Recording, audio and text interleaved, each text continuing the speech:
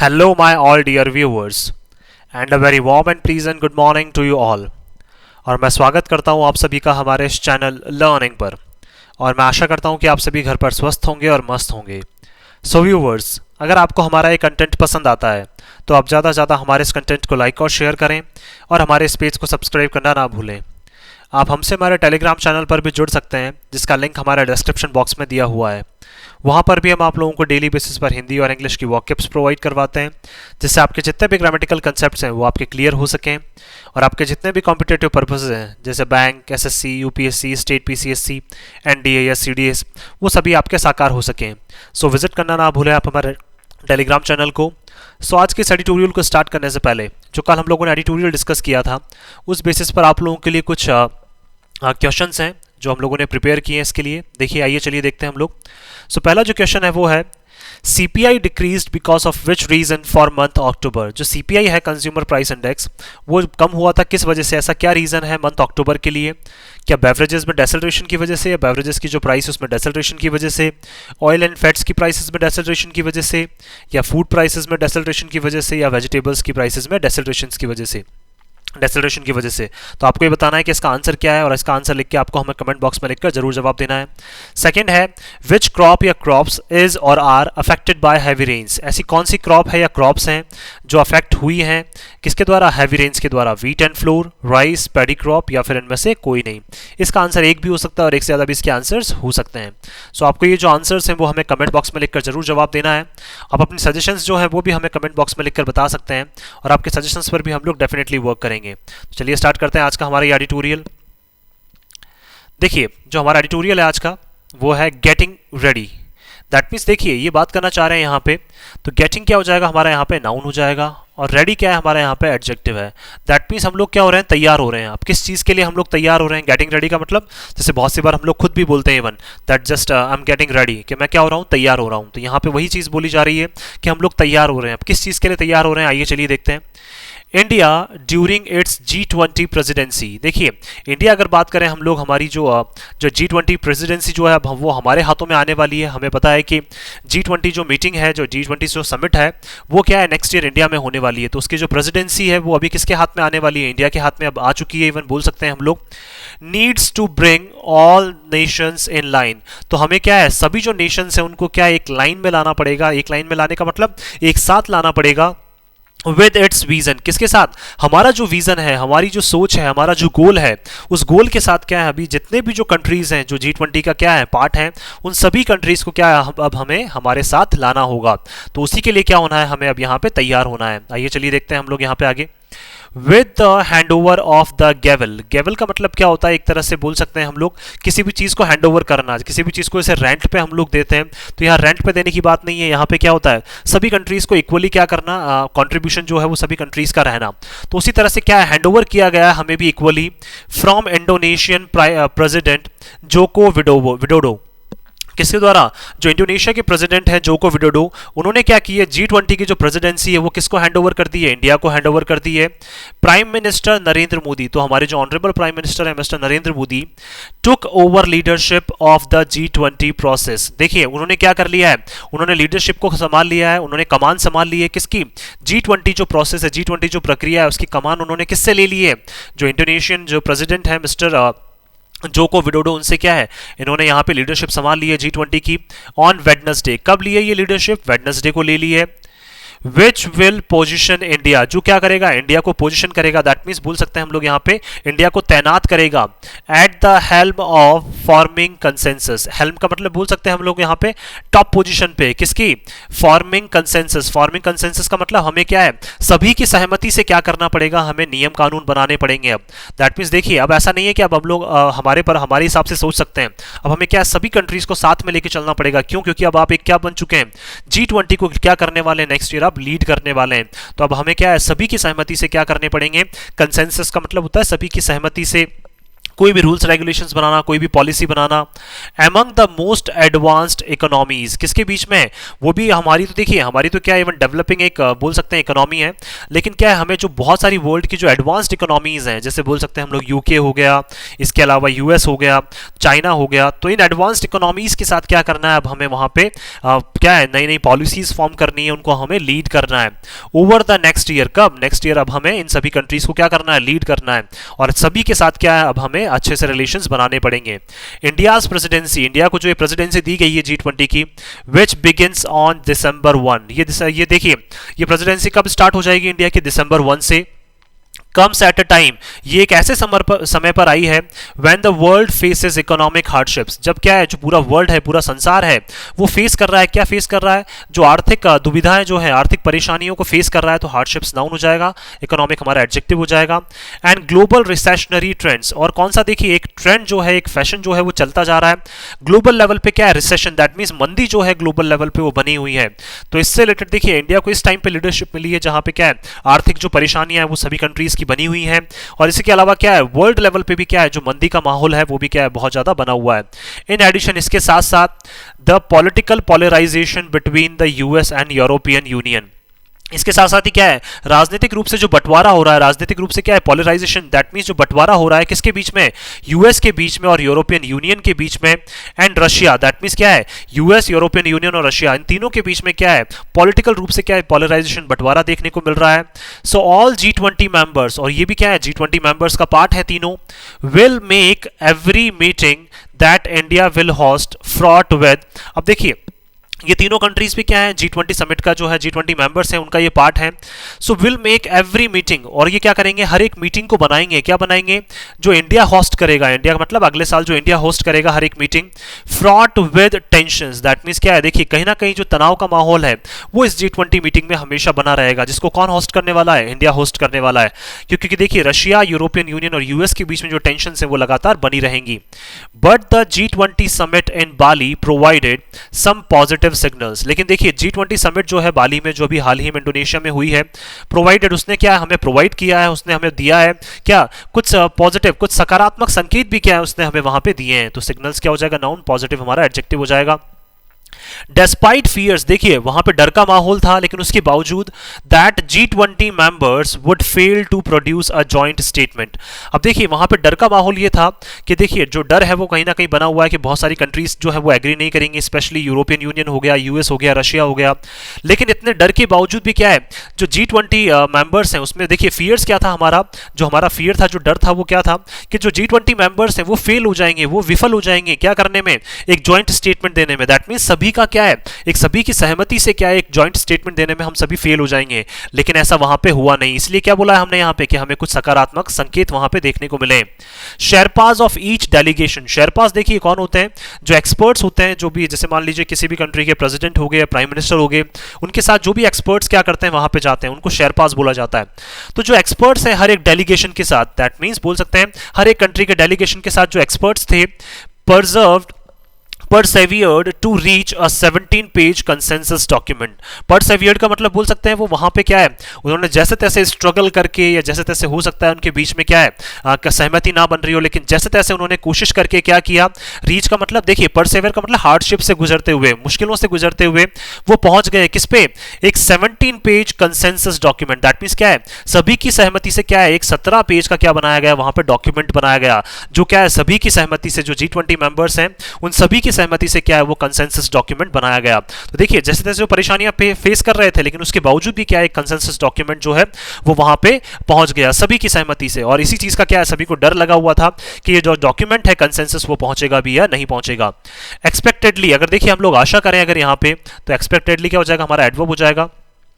There was trouble over the paragraphs on the Russia-Ukraine conflict। अब देखिए वहां पे ट्रबल थी, वहां पे परेशानी जरूर हो रही थी जब भी पैराग्राफ्स की बात की जा रही थी। पैराग्राफ्स का मतलब जब भी डॉक्यूमेंट्स में बोल सकते हैं वहां पे एक पैराग्राफ फॉर्म करने की बात की जा रही थी, तो रशिया यूक्रेन जो कॉन्फ्लिक्ट चल रहा है उसके ऊपर जरूर वहां पे क्या है वाद विवाद की स्थिति जो है वो लगातार बनी हुई थी। India's role in tempering some of the language during the negotiations. अब देखिए इंडिया का जो रोल रहा है टेम्पर करने का मतलब बोल सकते हैं बीच में दखलंदाजी करने का, किसमें, कुछ लैंग्वेजेस के बीच में, दैट मींस बोल सकते हैं कुछ लैंग्वेजेस में जब डॉक्यूमेंट्स लिखे जा रहे थे उस बीच में इंडिया ने थोड़ी सी दखलंदाजी की ड्यूरिंग द नेगोशिएशंस। और किसके टाइम पे, बातचीत के टाइम पे भी क्या इंडिया ने सारी चीजें उठाई हैं, सारे पॉइंट्स उठाए हैं। हैज बीन हाईलाइटेड, इसको क्या किया गया है, हाईलाइट किया गया, दैट मींस इसको उसके ऊपर काफी ज्यादा क्या किया गया है, वहां पे ध्यान दिया गया है। And mister Modi's phrase eight the SCO summit, और देखिए मिस्टर मोदी ने क्या यूज करी थी, एक फ्रेज यूज करी थी, दैट मींस एक ग्रुप ऑफ वर्ड्स वहां पे यूज करे थे, कहां पे, एससीओ समिट में, जो शंघाई कोऑपरेशन ऑर्गेनाइजेशन की जो समिट हुई थी इन सितंबर, कब, सितंबर में, उसमें उन्होंने एक फ्रेज यूज करी थी that this is not an era of war, कि क्या है, ये वॉर का एरा नहीं है। इस तरह की जो फ्रेज है वो उन्होंने किसके सामने, रशियन प्रेसिडेंट जो है मिस्टर व्लादिमीर पुतिन, उनके सामने क्या ये फ्रेज यूज करी थी। Was included in the final statement, तो देखिए जो 17 पेज का जो क्या है, जो एक कंसेंसस डॉक्यूमेंट बनाया गया है उसका फाइनल स्टेटमेंट में क्या है, इस लाइन को शामिल किया गया है, किसको, जो मिस्टर मोदी ने जो फ्रेज एससीओ में यूज करी थी कि this is not an era of war. The majority of the G20 leadership, अब देखिए जितने भी जो G20 लीडरशिप जो है, G20 जो कंट्रीज हैं उनमें से मेजोरिटी, दैट मींस ज्यादातर, was not in favour of equivocating on the conflict. देखिए वो ज्यादातर फेवर में नहीं थे। इक्विवोकेटिंग का मतलब बोल सकते हैं वहां पे कि देखिए किसी भी तरह से वो साथ देने के या किसी भी तरह से क्या है, दैट मींस बोल सकते हैं हम लोग वहां पे कि इक्वली क्या है, वो कॉन्फ्लिक्ट के फेवर में कोई भी नहीं था वहां पे। G20 जो कंट्रीज हैं उसमें से ज्यादातर जो है वो क्या है, कॉन्फ्लिक्ट के फेवर में बिल्कुल भी नहीं था। As India and a few other countries, और क्या है, इंडिया और उसके अलावा भी बहुत सारी ऐसी कंट्रीज हैं हैव बीन डूइंग, जो क्या कर रही हैं, कहीं ना कहीं क्या है, बोल सकते हैं देखिए किसी का भी पक्ष नहीं ले रही हैं। तो इक्विवोकेट का मतलब बोल सकते हैं हम लोग यहाँ पे बिल्कुल न्यूट्रल स्टांस रखना। तो देखिए ज्यादातर जो कंट्रीज हैं उस कॉन्फ्लिक्ट के फेवर में क्या है, कोई भी अपना स्टांस नहीं दे रही है, कोई भी अपना रुख जो है वो प्रकट नहीं कर रही है। और देखिए इंडिया भी उनमें से एक है, और बहुत सारी ऐसी कंट्रीज हैं जो भी क्या है इस तरह की चीजें कर रही है कि वो इसके ऊपर क्या अपना स्टांस जो है, अपना रुख वो है वो नहीं रख रही है कि आप रशिया की तरफ है या आप यूक्रेन की तरफ हैं या आप एक्चुअल में करना क्या चाहते हैं। And the joint statement, joint communique, communique का मतलब स्टेटमेंट होता है। तो देखिए तो joint communique said, that means उस जॉइंट स्टेटमेंट में भी कहा गया that most members strongly condemn the war in Ukraine, कि ज्यादातर जो मेंबर्स हैं वो मजबूती से क्या करते हैं, निंदा करते हैं किसकी, जो वॉर रशिया ने छेड़ रखा है यूक्रेन में उसकी क्या है, मजबूती से ये लोग निंदा करते हैं। तो कंडेम क्या हो जाएगा, वर्ब हो जाएगा, स्ट्रांगली क्या हो जाएगा हमारे यहाँ पे एडवर्ब हो जाएगा। तो देखिए इन्होंने साफ तौर पर कहा है कि ज्यादातर जो मेंबर्स हैं वो क्या करते हैं, स्ट्रांग रूप से क्या करते हैं, कंडेम करते हैं किसको, जो वॉर रशिया ने छेड़ रखा है यूक्रेन में। It was a positive sign, देखिए ये एक सकारात्मक संकेत था, that while Russia protested the statement, कि रशिया ने देखिए इस स्टेटमेंट का प्रोटेस्ट जरूर किया, क्योंकि रशिया भी देखिए G20 मेंबर का पार्ट है। तो रशिया ने क्या किया, इसको पूर्ण तरीके से इसको प्रोटेस्ट किया। Its foreign minister Sergey Lavrov was present, तो देखिए वहां पे उनके प्रेसिडेंट तो प्रस्तुत नहीं थे, उपस्थित नहीं थे, लेकिन उनके जो फॉरेन मिनिस्टर हैं रशिया के, सर्जी लावरोव, वो वहां पे प्रेसिडेंट थे और उन्होंने क्या किया था, इसका प्रोटेस्ट भी किया था, इसके अगेंस्ट में आवाज भी उठाई थी, लेकिन फिर भी क्या स्टेटमेंट को पास कर दिया गया। And President Putin's absence actually contributed, और देखिए वहां पे प्रेसिडेंट पुतिन नहीं थे तो उनकी एब्सेंस ने क्या काम किया, वाकई में उन्होंने क्या किया, काम किया, एक कंट्रीब्यूट किया, एक योगदान किया। अगर देखिए वो वहां पे प्रस्तुत होते तो चीजें और ज्यादा बिगड़ सकती थी, लेकिन वो वहां पे प्रस्तुत नहीं थे, वो वहां पे एब्सेंट थे, तो इसलिए चीजें क्या है अच्छे से कंट्रीब्यूट की, या फिर बोल सकते हैं वहां पे एक्चुअल में क्या है उनका एब्सेंस जो है उसने अच्छे से कंट्रीब्यूट किया। To a more manageable summit for Indonesia, किसके लिए, इंडोनेशिया के लिए क्या है, एक ऐसी समिट बन गई है, ऐसी मीटिंग बन गई जिसको वो अच्छे से क्या है मैनेज कर पाया। अदरवाइज वहां पे प्रेसिडेंट पुतिन अगर होते तो चीजें क्या है वहां पे बिगड़ सकती थी, और इंडोनेशिया के लिए क्या है इस समिट को मैनेज कर पाना बहुत ज्यादा मुश्किल हो जाता। तो क्या हो जाएगा, कॉन्ट्रीब्यूटेड वर्ब हो जाएगा, एक्चुअली हमारे यहाँ पे एडवर्ब हो जाएगा। The fact that mister Modi also extended, देखिए एक फैक्ट जो है, एक तथ्य जो है जो मिस्टर मोदी ने खुद ने भी एक्सटेंड किया, दैट मीन्स बताया, his hand to Chinese president Xi Jinping, कब, जब उन्होंने क्या किया, प्रेसिडेंट जो है चाइनीज प्रेसिडेंट जो है शी जिनपिंग, उनसे हाथ मिलाते वक्त उन्होंने भी एक फैक्ट जो है वो रखा वहां पे ड्यूरिंग द बैंक्वेट, किसके टाइम पे, डिनर के टाइम पे। दैट मीन्स बैंक्वेट का मतलब क्या होता है, एक हॉल जो है जहां पे डिनर वगैरह सभी कंट्रीज के मतलब बोल सकते हैं जहां पे डिनर वगैरह किया जाता है। तो बैंक्वेट हॉल के टाइम पे या फिर डिनर के टाइम पे क्या है, जब चाइनीज प्रेसिडेंट शी जिनपिंग से वो वहां पे मिले तो मिस्टर मोदी ने अपना हैंड जो है वो एक्सटेंड किया उनको, या फिर फैक्ट जो है वो बताया वहां पे उन्होंने। इज इन कॉन्ट्रास्ट, ये बिल्कुल अपोजिट है किसके, to their story stony demeanour at the SCO summit in September, कब, देखिए स्टोनी का मतलब बिल्कुल हार्ड इनका क्या था, डेमिनोर का मतलब बिहेवियर था, कब, एससीओ समिट के टाइम पे क्या ये बिल्कुल मिले नहीं थे, कौन, मिस्टर मोदी और मिस्टर जो शी जिनपिंग है, ये एससीओ समिट के टाइम पे मिले नहीं थे। तो इनका क्या है बिल्कुल एक हार्ड रुख था इनका, काफी कठोर क्या है इनका वहां पे व्यवहार था कि दोनों एक दूसरे से नहीं मिले थे। तो बिल्कुल उसके अपोजिट, कॉन्ट्रास्ट का मतलब उसके बिल्कुल अपोजिट अब हमें कहां देखने को मिला है, इस जो ये मीटिंग हुई है यहाँ पे G20 समिट जो हुई है उसमें हमें क्या है देखने को मिला है कि मिस्टर मोदी और मिस्टर मिस्टर शी जिनपिंग जो है उन्होंने हाथ मिलाया और कुछ देर तक क्या है वहां पे उन्होंने बातचीत भी की है इवन। तो बिल्कुल उसके अपोजिट क्या ये चीजें हमें देखने को मिली है, किसके अपोजिट, जो एससीओ समिट हुई थी सितंबर में, and could signal a the in talks between them. और देखिए ये बिल्कुल संकेत दे सकता है हमें, दॉ का मतलब चीजों का नॉर्मलाइज होना, चीजों का क्या है, कमजोर, मतलब बोल सकते हैं बिल्कुल सामान्य होना। तो देखिए ये सिग्नल संकेत दे सकता है कि हमें पता है कि इंडिया और चाइना के बीच जो रिलेशंस हैं वो कहीं ना कहीं क्या है, बिगड़े हुए हैं। तो उससे क्या है, एक सामान्यता जो है या फिर बोल सकते हैं नॉर्मल सी जो है वो आ सकती है। इन टॉक्स किसमें, बातचीत में, बिटवीन देम किसके बीच में, इन दोनों के बीच में, इंडिया और चाइना के बीच में, for the first time since the LAC standoff began in 2020। कब से, जब से एलएसी में जो स्टैंड ऑफ हुआ था, that means line of actual control में जो हमें पता है वहां पे भिड़ंत जो हुई थी 2020 में, उसके बाद से कोई भी एक मेजर बातचीत जो है वो इन दोनों के बीच में नहीं हुई है। तो बोल सकते हैं कि नॉर्मल सी लाने के लिए क्या ये बातचीत जो है वो क्या अच्छा एक काम कर सकती है। While Mr. Modi may have to explain the shift domestically, और देखिए मिस्टर मोदी को एक्सप्लेन करना पड़ेगा, उनको बताना पड़ेगा, उनको विवरण देना पड़ेगा कि किस डायरेक्शन में जो शिफ्ट है, दैट मींस किस डायरेक्शन में जो हम लोग हैं वो जा रहे हैं। डोमेस्टिकली का मतलब घरेलू रूप से हम किस डायरेक्शन में जा रहे हैं, दैट मींस हम जो हैं बाकी कंट्रीज के साथ, जैसे चाइना हो गया, इनके साथ हम किस तरीके से क्या है कॉन्ट्रीब्यूट करना चाह रहे हैं, किस तरीके से क्या है घरेलू रूप से हम अपने संबंध है वो इनके साथ मैनेज करना चाह रहे हैं। तो देखिए शिफ्ट बोल सकते हैं हम लोग यहाँ पे, डोमेस्टिकली क्या हो जाएगा हमारा यहाँ पे एडवर्ब हो जाएगा। His decision to speak to the Chinese president also reflects the practical reality that India, देखिए उनका जो डिसीजन था कि उनको बात करनी चाहिए किससे, चाइनीज प्रेसिडेंट से, तो देखिए ये चीजें ये भी रिफ्लेक्ट करती हैं, ये चीजें ये भी बताती हैं कि देखिए वास्तव में जो क्या है रियलिटी, जो वास्तविकता है, दैट मींस प्रैक्टिकल जो अप्रोच है, दैट मींस प्रैक्टिकल जो एक वास्तविकता है, जो इंडिया क्या करता है, सोचता है as host of the G20, क्योंकि देखिए इंडिया अब G20 का होस्ट बन चुका है, G20 की लीडरशिप जो है वो इंडिया के हाथ में आ चुकी है। तो अब इंडिया को क्या है आगे से इवन बातचीत करनी ही पड़ेगी। एंड द एससीओ इन 2023, देखिए G20 का भी और एससीओ समिट है वो भी 2023 में इंडिया में हेल्ड होने वाली है, या इंडिया ही क्या करेगा, उसको होस्ट करेगा। तो कहीं ना कहीं क्या है, दो बड़ी बड़ी समिट्स इंडिया होस्ट करने वाला है। तो ये एक प्रैक्टिकल रियलिटी है कि हमें उनसे आगे से बात करनी ही पड़ेगी। विल नीड टू एंश्योर, तो अब हमें क्या है सुनिश्चित करना पड़ेगा द फुल पार्टिसिपेशन के सभी जो कंट्रीज हैं, चाहे वो एससीओ का पार्ट हो चाहे G20 का पार्ट हो, सभी कंट्रीज का क्या है पार्टिसिपेशन हमें सुनिश्चित करना पड़ेगा। ऑफ दोज ग्रुपिंग्स, किसका, इन दोनों ग्रुपिंग्स का, एससीओ का भी और G20 दोनों की जो ग्रुपिंग्स में जितने भी मेंबर्स हैं, हम चाहते हैं कि वो सभी मेंबर्स जो है वो इंडिया जरूर आए। That include rivals such as China and Pakistan, चाहे उसमें हमारे जो दुश्मन जो है बोल सकते हैं या फिर हमारे जो विरोधी हैं कौन कौन, चाहे वो चाइना और पाकिस्तान ही क्यों ना हो, हम चाहते हैं कि ये दोनों कंट्रीज भी क्या है इसमें एससीओ समिट में और G20 समिट में क्या है भाग लेने के लिए जरूर आए। मोर सच प्रैग्मेटिज्म, देखिए इस तरह का जो क्या है प्रैग्मेटिज्म का मतलब क्या होता है, प्रैक्टिकल अप्रोच, दैट मींस एक वास्तविक अप्रोच जो होती है। तो इस तरह की जो प्रैग्मेटिज्म है विल बी नेसेसरी, मतलब प्रैक्टिकल अप्रोच जो है वो आवश्यक हो जाएगी फॉर इंडिया, इंडिया के लिए, in its year of the G20 presidency. कब, जब G20 प्रेसिडेंसी अब हमारे हाथ में आ चुकी है, दिसंबर 1 से वो स्टार्ट होने वाली है, तो G20 प्रेसिडेंसी के लिए क्या है हमारे लिए सारी चीजें बहुत ज्यादा आवश्यक हो जाती हैं। विद अबाउट 200 मीटिंग्स प्लान, लगभग कितनी, इस एक साल में लगभग 200 से ज्यादा मीटिंग्स क्या है वहां पे प्लान्ड है, दैट मीन्स आयोजित की जाएंगी, 200 से ज्यादा मीटिंग्स जो है वो आयोजित की जाएंगी। To achieve this New Delhi will have to bring on board all countries, अब देखिए इस टारगेट को अचीव करने के लिए, कौन से टारगेट को, 200 मीटिंग्स होने वाली हैं, तो उस टारगेट को अचीव करने के लिए न्यू दिल्ली को क्या करना पड़ेगा, ऑन बोर्ड का मतलब सबको साथ में लेकर आना पड़ेगा, जितनी भी कंट्रीज हैं उन सबको साथ में लेकर आना पड़ेगा। विद इट्स विजन, किसके साथ, जो भी आपका विजन है, जो भी आपका गोल है, फॉर द फोरम्स फ्यूचर, और किसके लिए, जो G20 का या एससीओ का जो भी फ्यूचर है, जो भी इनका भविष्य रहेगा, उस भविष्य को क्या है अपने विजन के साथ जोड़ते हुए सभी कंट्रीज को आपको साथ में लाना पड़ेगा। Steering the world's economic leadership, और आपको चलाना पड़ेगा, स्टीयर का मतलब आपको लीड करना पड़ेगा, चलाना पड़ेगा किसको, जो वर्ल्ड की इकोनॉमिक लीडरशिप जो है, दैट मींस आर्थिक जो बोल सकते हैं वहां पे जो नेतृत्व है उसको भी आपको चलाना पड़ेगा। थ्रू दिस डिफिकल्ट फेज, किससे, जो ये काफी एक मुश्किल परिस्थिति से सभी हम लोग गुजर रहे हैं।